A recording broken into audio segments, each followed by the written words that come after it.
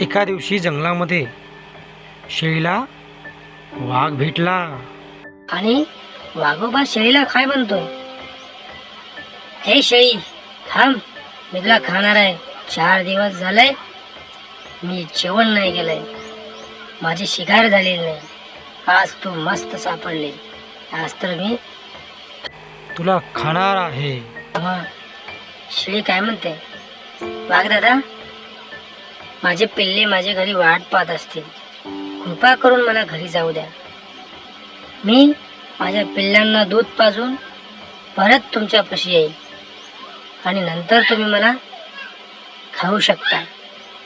त्याच्यावर वाघोबा म्हणतोय, हे कसं शक्य आहे? तू घरी गेल्यानंतर परत येणार नाहीस, मला फसवशील.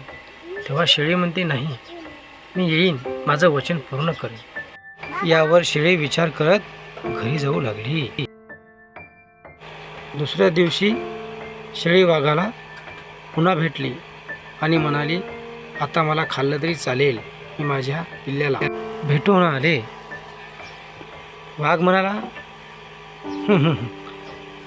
हसून बोलला, म्हणाला, तुझं नशीब, मी आत्ताच एका वानराची शिकार केली आणि माझी भूक भागली.